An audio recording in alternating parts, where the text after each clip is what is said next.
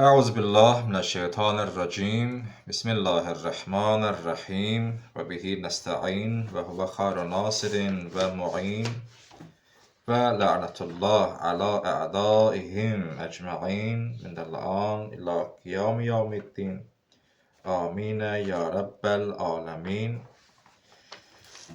رب اشرح لي صدري ويسر لي أمري واحلل عقدة من لساني يفقهوا قولي.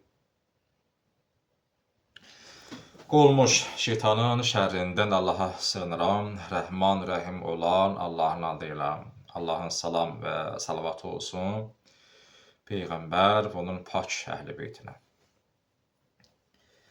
Salam əziz tələbələr və bizi kanalımızdan izləyən dəyərli həmvətənlərimiz, hər birinizi xoş gördük. Quran elmləri dərsində 487-ci dərs.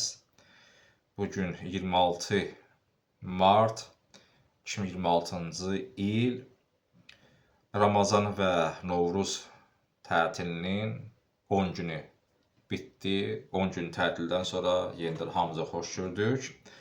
Allah bu ilimizi də bərəkətli, ruzlu eləsin. Allah ölkəmizi daxili və xarici düşmənlərin təhlükəsindən amanda saxlasın.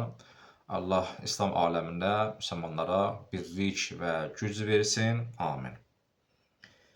Bizim mövzumuz Quranın təhrifi barəsindədir. Nə ki kitabda var idi, kitaba dair onları oxuduq və mən axırıncı dərslərdən başlamışam kitabda olmayan məlumatlar verim təhrif barəsində. O məlumatlar ki magistr dərslərində keçirilən bir dərsliklər idi. Müəyyən miqdar vermişdim, xüsusən də Fəslül Xitab kitabı barəsində. Bəzisi o kitabda var idi, yaşıl kitablar. O ki bizimki dərsimiz var, yaşıl kitab, onda var idi, danışdıq. Və müəyyən məlumatlar da biz veririk bu kitabdan. Öz oxuduğumuz dərsdən ki, mən o qarşımdadır ərəb və fars dillərində. Keçən dərs danışdıq, müəyyən məlumatlar. Əsas belə deyək də, burada misallar çoxdur. Mən misala deyirəm ki, biz əlimizdə faktlar olsun. Savası özünü danışanda da, dərs keçəndə də bu sizə lazım olacaq ki, məsələn, ay müəllim, hansı ayələrdə belə-belə fikirlər var, mənəvi təhrif deyirlər.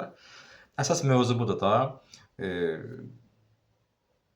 Quran ayəsinə təfsir və yaxud da ayəyə haşiyə, yəni izah ünvanında verilən sözləri bəzisi ayədən hesab ediblər, deyiblər ki, Quran dəyişilib. Yəni, bu kitabın bu çərçivəsində ayə yazılır ayələr, cümlələr, düzdür.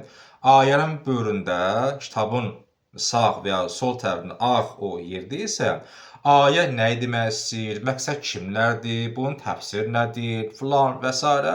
O burada izahlar yazılır. Bəzilər düşünürlər ki, bu izahlar da ayədir. O üçün deyirlər ki, Quran-Kərim təhrif olub. Baxın, əsas mövzu budur. Biz deyirik ki, yox, bu ayə başqadır, izah başqadır. Danışıq müəyyən miqdar. Sonra hədislər danışıq burada. Məclisi. Burada bir hədis söylənmişdi. Deməli, İmam Kazımın adından oxumuşuq onu, mən səhv etmirəmsə. İmam Əlidən, İmam Kazımdan rivayət edirlər ki, məsələn, ayə budur, ayənin böyründə məsələn üçün müəyyən sözlər var. Onu bəziləri hələ ayədən hesab edirlər. Sonra gəlir, deməli, oxumuşuq biz ayəmizi Haf surədən Nisa surəsindən oxumuşuq. Ya indi oxuyacaq, səhv etmirəmsə. Sonra Əlam məclisi gəlib deyir ki, bu hədislər əvvəla etibarlı deyil, hətta düz olsa belə, o kəlmə ayəyə izah ünvanındadır. Nəinki ayənin özüdür. Məsələn, Nisa 65-ci ayədə izah var.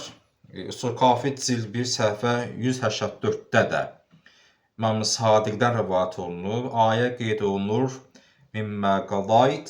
Belə bir ayəmiz var burada. Ayənin ortasında minəl vilayəti sözü. Deyirlər ki, ayə nə demək istəyir? Məsələn, ayə danışır vilayətdən. Deyir, amma Sadiqin bu izahını bəzi ayə biliblər. Və çalışıblar ki, həm o minəl vilayə, yəni vilayətdən olan bir ifadə yerləşirsin ayədə. Deyirlər ki, yox, yazma, bu izahdır, hədis deyil.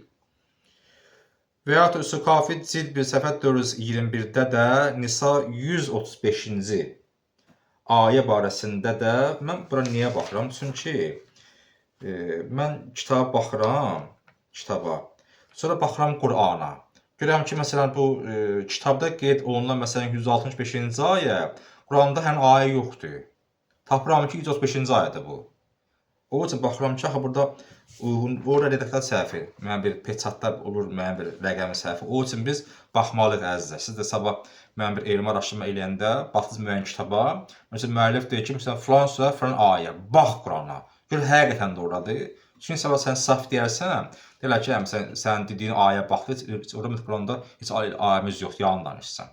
Nə olsa belə bir müşkət də yazıb kitabı, mənim qarşıma kitabı, yenə bax. Redaktör səhv ola bilər, yazı səhvdir, rəqəm səhv eləyə bilər.